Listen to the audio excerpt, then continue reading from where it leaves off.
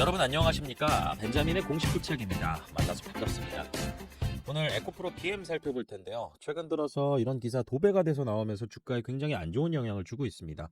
그런데 언론 보도만으로 이렇게 주가가 빠졌을 때는요, 되려 기회가 될 수도 있어요.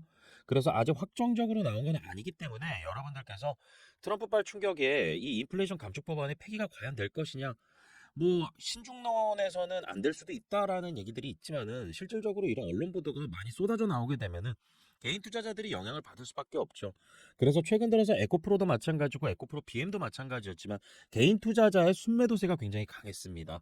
에코프로 같은 경우는 되려 기관하고 외국인들 같은 경우는 순매수로 또 강하게 들어오는 모습 보여줬고, 그 다음에 에코프로 BM 같은 경우는 외국인 순매수가 이렇게 빠지는 날마다 좀 들어오고 있습니다. 그래서 여러분들께서 아직 확정되지 않은 사안에서 주가가 빠진다라고 하면은 여기에서는 투자 대응 방안이 더 중요한 거지, 실질적으로 이 기업이 이거 하나로 망한다 안 망한다 이건 아니잖아요. 그래서 이 로이터 통신에서 나왔던 이런 언론 보도를 가지고 국내 언론사들이 굉장히 앞다투어 보도를 하고 있는데, 확대 해석까지는 잘 모르겠습니다. 다만 어찌됐건 이런 보도 자료가 나오면서 언론사들도 광고 수입이나 이런 부분들, 노출에 의한 조회수, 이런 부분들로 돈을 벌어야 되겠죠. 그래서 여기에서 핵심적인 부분을 좀 아는 게 중요합니다. 그래서 그 내용 제가 오늘 설명을 드릴 거고요. 그 다음에 에코프로 BM 같은 경우는 주가에 직접적으로 당장 공시가 나오자마자 영향을 준 건 아니지만은 조금 시간을 두고 이 부분은 분명히 주가에 영향을 줄 수도 있겠다라는 부분 공시 하나 살펴볼 겁니다. 제가 어제도 이런 내용을 여러분들께 좀 공유를 드렸었는데요.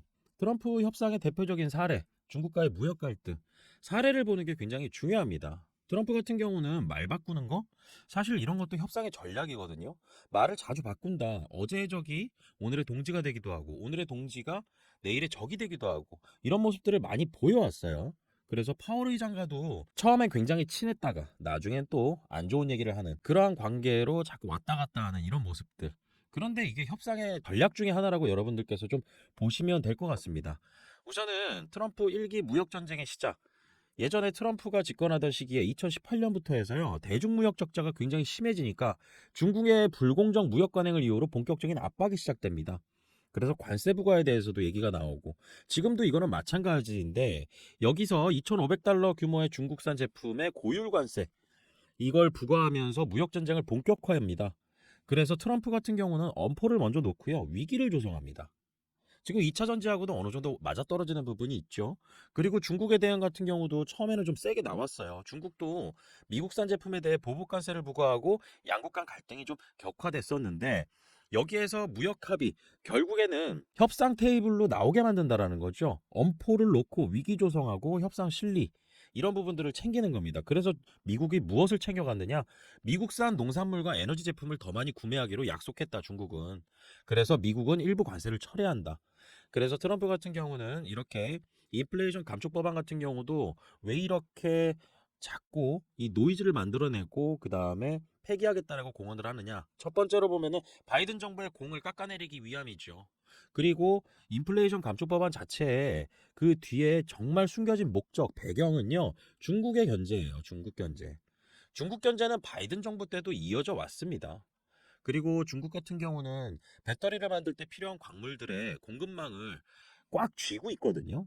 그래서 시장 점유율이 너무 높다 보니까 전기차 시장이 너무나 확대되어 있는 과정 속에서 중국은 공급망, 다시 말해서 니켈, 코발트, 망간, 알루미늄, 그 다음에 리튬, 이런 것들 가지고요, 여기서 이런 광물 공급을 중단해 버린다.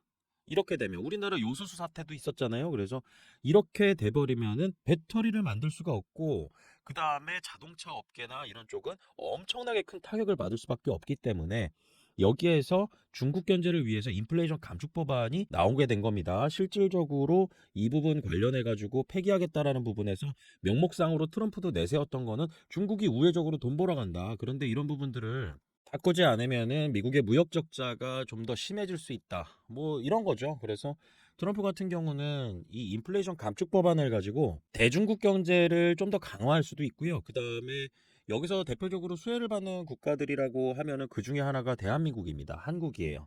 한국이고, 트럼프 같은 경우는 여기에서 한국이 현지 투자를 얼마나 했느냐 이걸 알 수밖에 없습니다. 그래서 한국에게 조금 더 현지 투자를 유도한다든지 일자리 창출을 더 늘리게 이 압박을 한다든지 이런 부분에 있어서 좀 양보해야 되는 부분들이 또 생기지 않을까. 하지만은 전면적인 폐기 이런 부분들은 쉽지가 않다. 기존에 현지화 공장 여기서 그 지역에 세금 내고 그 다음에 그 지역에 고용을 늘려서 지역 경제 활성화에 기여를 하는 부분이 반드시 있잖아요. 트럼프는 우리나라에서 돈만 벌어가는 나라를 겨냥한 거지 우리나라의 현지화해서 해외 직접 투자해서 거기서 고용 일으키고 그 다음에 세금 내고 그래서 미국 경제 살리는 거 이런 부분들에 있어서 기여를 하는 부분이 한국에 분명히 있다라는 거. 그런데 지금 노이즈로 이렇게 주가가 빠진다라는 것은 이런 노이즈 때문에 기업의 전반적인 어떤 사업 자체가 완전히 중단되고 이런 것까지는 여기까지는 가기 쉽지 않다라는 거예요. 그래서 정부 같은 경우도 이번에 확인된 사실 뭐 AMPC 관련해 가지고는 다 이 확인된 사실 아니다라고 이야기를 했습니다. AMPC가 사실 더 중요한 것 같아요. 뭐 여기에서 전기차 사면은 세액공제 7,500달러 받잖아요. 세액공제 7,500달러 받는 데 있어서 핵심 부품 관련해서 3,250달러, 그 다음에 핵심 광물 관련해서 3,250달러. 이렇게 해서 중국을 견제하는 이런 방향성으로 나아가서 세액공제를 주기는 했지만은 여기서 완벽하게 중국에 돈 벌어가는 거, 이 제외시킬 수가 없다라고 하니까 이 부분을 가지고 또 얘기를 한 것 같고, 그 다음에 AMPC 관련해서는 명분이 그렇게 있지 않아요. 왜냐하면은 1kW 시당 1kW 시당 35달러. 여기에 대한 세액공제를 기업이 받아가요. 그런데 이거는 현재 공장 짓는 기업들한테만 해당이 되는 겁니다. 거기에 고용이 일어나잖아요. 그리고 이렇게 세금 내는 그런 지역구가 대부분 트럼프를 지지하는 공화당 지역구였습니다. 그래서 실질적으로 쉽지 않다 보니까 이런 사례를 봤을 때 기업이 굉장히 이 트럼프가 인플레이션 감축 법안을 아주 공공연하게 폐기를 확정 짓고 그 다음에 전기차를 몰아내버리겠다 이렇게 하면은 모르겠는데 또 트럼프가 전기차 시장을 뭐 그렇게 다 싫어하는 부분만 있는 것도 아니었습니다. 그래서 뭐 희망회로 돌리는 거라기보다는요 이런 과정 속에서 실질적으로 여기에서 세액공제 혜택이 만약에 사라지게 된다라고 하면은 판매 촉진 효과가 떨어지는 건 맞아요. 판매 촉진 효과. 근데 언제까지나 인플레이션 감축 법안 그리고 세액공제 혜택을 통해서 전기차 보조금 혜택을 통해서 사람들이 전기차를 사야만 할까요? 그냥 보기만 하더라도 너무 매력적인 차여야 되겠죠. 이런 부분들은 기업이 기술 개발이 끊임없이 일어나면서 그 다음에 원가 원가 절감, 자체적인 원가 절감이라는 부분. 그래서 이런 두 가지가 결합이 되었을 때 사람들은 싸고 좋은 전기차, 그리고 안정성이 좋은 전기차, 그리고 여기에 대표적으로 소재 중에 양극재가 너무나 중요합니다. 그래서 양극재의 밸류체인, 이 안에서 수직 계열화를 만들어낸 에코프로 그룹에 또 매출의 선봉장을 맡고 있는 에코프로 BM, 여기에 매출이 상징하는 부분이 굉장히 큰 거죠. 그런데 지금 오늘 제가 15일 기준으로 해서요. 수출입 무역 통계 양극재 판매 가격, 양극재 수출 가격 이 부분을 좀 정리를 해가지고 다시 한번 봤습니다. 그래서 이 자료 보시면은요, 관세청 수출입 무역 통계 확정치 가져와서 여기 앞에 니켈, 코발트, 망간 NCM이죠. 위에가 NCM이고 아래가 NCA입니다. 니켈, 코발트, 알루미늄. NCA 양극재. 그래서 이게 11월 15일 날 올라와요. 확정치가. 그런데 이 11월 15일 날 나오게 되는 것은 언제 거냐? 바로 10월입니다. 10월. 그래서 11월 거는 12월 15일 날 나오겠죠. 그래서 여기에서 우리는 무엇을 좀 확인할 수 있느냐 단편적인 부분만 좀 보시면 됩니다. 그래서 수출 중량이 얼만큼이냐 그리고 수출 금액이 얼만큼이냐 그러면은 수출 금액을 수출 중량으로 나누면 1톤당 1톤당 양극재 NCM 수출 가격이 1톤당 얼마냐를 볼 수가 있거든요. 그래서 여기 보시면은 수출 단가가 여기 1000달러 기준이에요. 그래서 25,000달러 25,000달러입니다. 그래서 여기 25,000달러인데 중요한 거는 가격이 올 초 대비해 가지고 올해 초에 32,000달러 정도 됐었는데 이게 29,000, 27,000, 26,000, 27,000 올랐다가 다시 26,000, 25,000달러대로 거의 최저점에 이르렀어요. 이거는 왜 그런 거죠? 다시 말해서 리튬이나 이런 양극재의 영향을 판가에 영향을 주는 광물 가격 이런 부분들의 하락입니다. 그리고 거기에 따라서 양극재의 판매 가격도 수출 가격도 이제 이렇게 떨어진다라는 거. 그런데 중요한 거는 이건 P잖아요, 프라이스.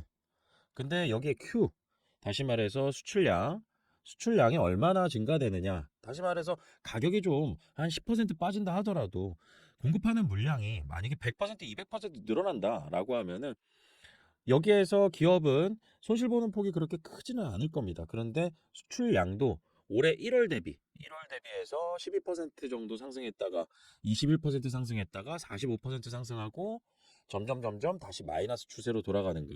그래서 지금 10월 달 같은 경우는 마이너스 5.41, 그리고 9월, 10월 이렇게 봤을 때 이제 그렇게 크게 뭐 변동이 아래로 있지는 않다. 그리고 NCA 같은 경우는 단가가 조금 다릅니다. 그래서 여기 보시면은 수출 단가가요 3만 달러 3만 달러 정도로 전월 대비 9월 대비해 가지고 올라오긴 했는데 수출량이 엄청나게 줄었어요. 이 NCA 같은 경우는 어디에 많이 쓰이냐? 파워툴이라고 하죠. 전동 공구에 좀 많이 들어갑니다. 그래서 건설 경기하고도 좀 민감한 부분이 있는데 양은 줄었지만은 여기에 수출 단가는 좀 높아졌다. 그런데 저는 여기에 니켈 가격에 영향이 좀 있었을 거라고 저는 보고 있습니다. 그래서 이 부분을 봤을 때는 의미 있는 내용이 아직까지 나와 있지는 않지만 하방을 지금 다지고 있는 과정 속에 있는 것 같다. 그리고 판매를 촉진시키는 이런 부분들이 생겨나게 된다라고 하면은 여기에 광물 가격의 영향이 분명히 있을 거고, 그 다음에 광물 가격의 상승은 양극재 판매 가격의 상승으로 이어지고, 그런 소재를 생산하는 기업은 수익이 늘어날 수 있는 그런 이익에 대한 모멘텀을 좀 가져가서 주가가 여기에 반응할 수가 있다. 그래서 저희는 광물 가격의 추이를 굉장히 좀 자세히 살펴봐야 됩니다. 자, 그리고 에코프로 BM 같은 경우는 최근 들어서 이런 공시를 하나 냈습니다. 10월 달에 냈는데요. 에코프로 BM의 채무증권, 다시 말해서 신종 자본증권이죠. 이거 기사로 접해보신 분들 계실 텐데요. 여기에 제가 조금 더 내용을 추가해가지고 말씀을 드릴 겁니다. 이거 공시 보시면은요, 이거 내용이 상당히 많아요. 상당히 많은데 그걸 꼼꼼히 다 잘 보다 보면은 여기에 투자자의 숨겨진 의도를 좀 파악할 수가 있습니다. 그리고 에코프로 BM 같은 경우는 재정 건전성 확보에 있어서 이 자금 상당히 중요한 역할을 하게 될 거예요. 그래서 발행 목적 자체가 920원 조달했는데 무기명식 이권부 무보증사채 신종 자본증권이라고 하죠. 그냥 신종 자본증권이라고 제가 여기서 말씀을 드리겠습니다. 이거 같은 경우는요, 언제 처음에 나왔었냐면은 2008년도 금융위기 아시죠? 글로벌 금융위기. 이때 리만 브라더스 파산하면서 미국의 부동산 시장, 이 모기지 담보부 채권을 가지고 여러 파생 상품 나오면서 이걸 사갔던 나라들이 이 부동산 시장 무너지니까 엄청나게 손실을 보면서 전반적으로 전 세계적으로 금융위기가 찾아왔었는데, 그때 금융권의 재정 건전성 확보를 위해서 새롭게 만들어진 어떤 증권이라고 보시면 됩니다. 그런데 이게 좀 희한한 특징을 가지고 있어요. 부채이면서 자본으로 인정이 돼요. 그런데 이런 것들을 발행했을 때 투자자들이 봤을 때는요, 여기에 대한 재무적인 효과가 분명히 있습니다. 우리나라 같은 경우는 금융그룹들, 그래서 금융권들이 주로 발행을 많이 하고요, 자본 확충을 위해서. 제조업에서는 그렇게 자주 있는 일은 아닙니다. 그런데 에코프로 BM이 이거를 발행했다. 그래서 이자율 초기 3년간 6.638%. 그래서 이건 표면이자입니다. 표면이자. 그래서 보시면은요, 이 6.638%의 이자를 가지고 이자를 주면서 채권을 발행하는데, 이게 채권이면서도 부채로 잡히지가 않고 자본으로 잡힙니다. 여러분들 부채 많은 기업은 좀 위험하다 생각을 하시잖아요. 마찬가지입니다. 이게 자본으로 잡히게 되면 저 회사 자본금 충분하구나. 자본 계정에 충분하게 돈이 쌓여 있구나. 탄탄하네. 이렇게 볼 수 있는 거. 그래서 지금 이런 공시가 나왔을 때는 사실 여기에서 항상 저는 보는 거, 이 채권이지만은 이 투자자들을 봅니다. 지금 이 투자자들 같은 경우는 표면상으로는 이자 바라보고 들어온 거예요. 그럼 주가하고 무슨 상관이 있을까? 저희가 뭐 6.638% 이자를 받는 채권에, 에코프로비엠의 채권에 투자한 것도 아닌데, 저희는 주가 차익이 목적이잖아요. 그런데 이 친구들, 한국투자증권, 대신증권, 키플러스 같은 경우는 사모펀드 회사고요. 이런 투자자들이 여기에 투자하면서 노리는 부분들이 있어요. 이게 만기 30년짜리거든요. 그래서 이렇게 신종 자본증권에 이런 금융권들이 투자하면서 여기서 주가 차익도 바라보는 그런 노림수를 가지고 있습니다. 우선은 특징만 조금 한번 볼게요. 제가 전환사채 공시 얘기는 좀 많이 말하는 편이고요. 영상에서도 언급드리는 편이 있었고, 그 다음에 교환사채도 꽤나 있었죠. 신주인수급부사채는 그렇게 자주 있지는 않았어요. 그런데 이 세 개 공통점이 무엇이냐? 여기 세 개의 가장 큰 공통점이라고 하면은요, 채권인데 주식으로 전환하거나 주식으로 교환하거나 새로운 발행하는 주식을 사들이거나 그래서 세 개 다 이 채권을 발행하지만은 여기에 이면에 있는 목적은 투자자가 누구냐에 따라서도 다르지만은 주가 차익 목적입니다. 주가 차익. 제가 조금 있다가도 말씀드리겠지만 여러 조건들을 이 협상을 하고 들어와요. 이 투자자들이. 그러면서 회사의 좀 주요 정보들, 장래 경영 계획이나 이런 부분들 듣고 들어옵니다. 어쩔 수가 없어요. 그들만의 리그예요. 근데 신종 자본증권 같은 경우는 부채와 자본의 중간적인 성격이라고 나와 있죠. 애매합니다. 부채면 부채지, 자본이면 자본이지. 그런데 이런 식으로 되어 있어요. 그런데 어렵게 생각할 거 하나도 없습니다. 그냥 여기에 대한 대표적인 특징만 알면 돼요. 그리고 주식 변동성은 없습니다. 주식 전환하거나 교환하는 것도 아니니까요. 그런데 그 이면에 주식에 대한 주가 차익의 목적도 깔려 있습니다. 그래서 여러분들께서 신종 자본증권 같은 경우는요, 투자자가 누구냐 이 부분을 좀 봐야 되고요. 그 다음에 이자율 같은 경우도 투자자가 저렇게 이자 받아가면서도 주가 차익을 노리는 부분이 있습니다. 그래서 신종 자본증권 같은 경우는 우선 회계적으로 자본으로 인정된다. 그래서 회사의 재무 건전성을 높이는 역할을 한다. 자본금 많으면은 회사가 좀 탄탄해 보일 수 있다. 그렇게 보시면 되고요. 이자 지급 같은 경우는 좀 중요합니다. 아까 한 6%대 이자, 여기에서 연기나 또는 유예할 수 있는데 연기나 유예하게 되면은요 3개월 복리로 추가 이자를 지급을 해야 되고, 그리고 유예 기간 동안에 배당, 이거 보통주한테도 할 수가 없습니다. 1년에 한 번씩은 이제 배당이 있잖아요. 그래서 이 배당 관련해서 만약에 이자를 지급을 못했다, 유예했다라고 하면은 이거 배당금 지급도 못해요. 그러니까 이자가 잘 나가는 거, 이런 부분들을 좀 봐야 됩니다. 그리고 투자자는 여기에 투자하고 난 다음에 상환을 요구할 수가 없습니다. 제가 전환사채 얘기할 때나 교환사채 얘기할 때나 신주인수권부사채, 이때 항상 얘기하는 거 풋옵션이죠. 풋옵션. 풋옵션입니다. 이게 뭐냐면은 중도상환에 내가 만기가 예를 들어서 한 5년인데 2년 있다가 원금 돌려줘 할 수 있는 그런 권리들.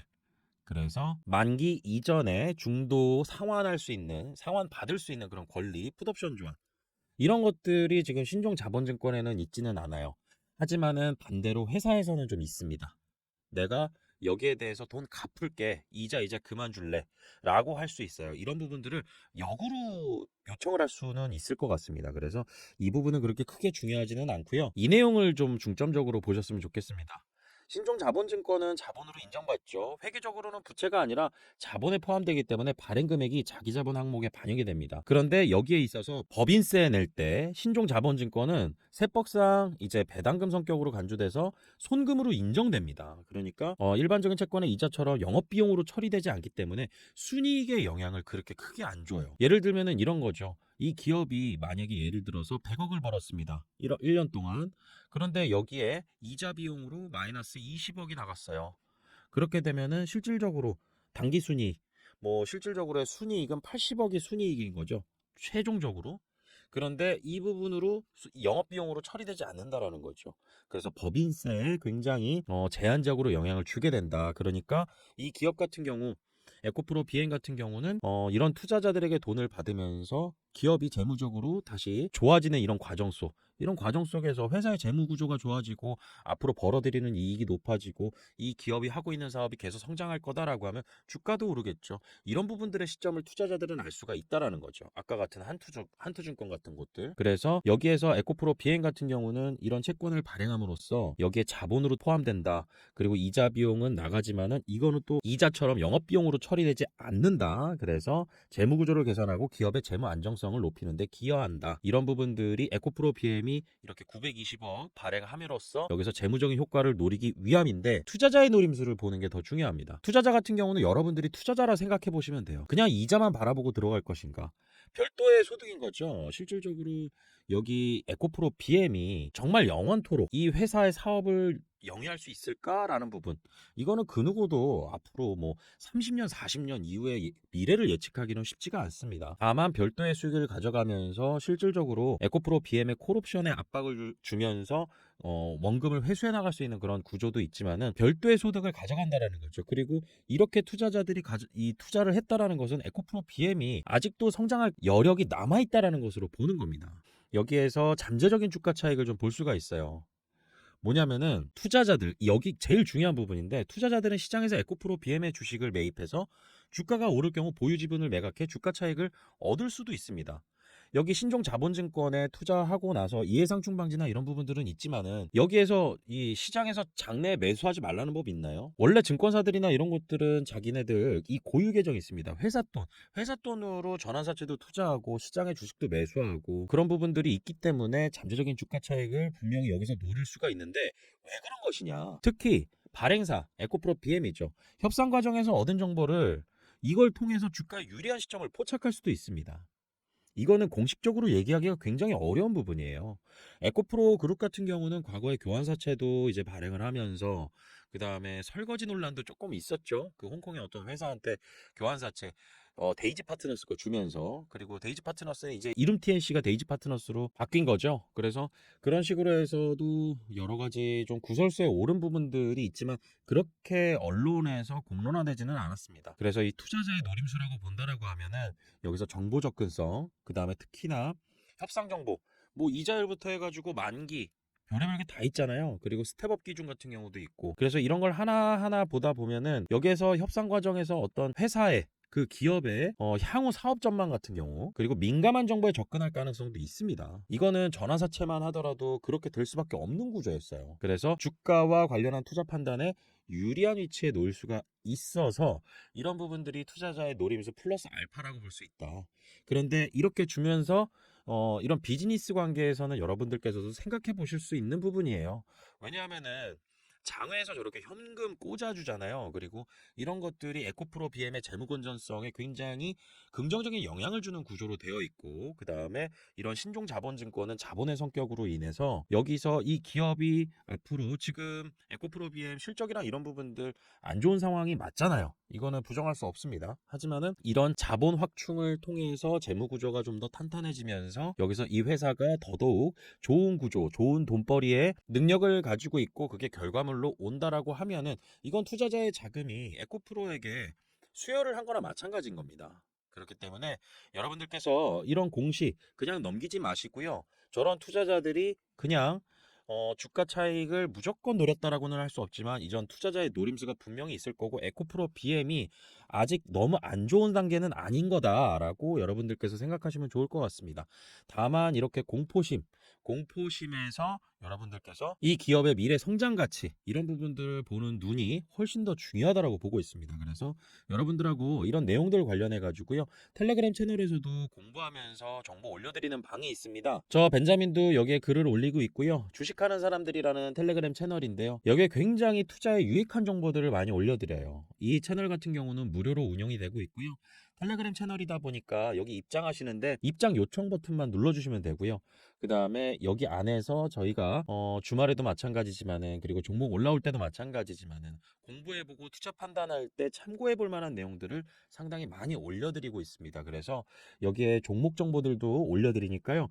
투자 참고하실 때 이런 종목들 한번 확인해 보시면은요. 아마도 투자 판단하시는데 굉장히 도움이 되실 거라고 저는 믿습니다. 자, 그리고 참여하는 방법은 굉장히 간단한데요. 여러분들께서 제 영상 보시면은 영상 밑에 이제 더보기 버튼 있어요. 이 더보기 버튼 누르면은 텔레그램 입장 링크 이렇게 걸어 놨습니다. 그래서 이 입장 링크를 클릭하시면은 이렇게 뜰 거예요. 그래서 여기에서 조인 채널 버튼 누르고요.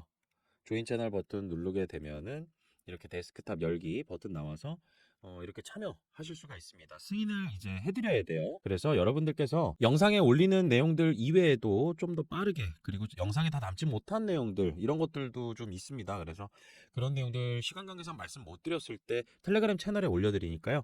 저 벤자민하고 정보 공유 잘 하셔서요. 좋은 투자 수익 기회 잘 만들어 가시길 바라겠습니다. 오늘 영상 마치겠습니다. 구독과 좋아요는 큰 힘이 됩니다. 벤자민이었습니다.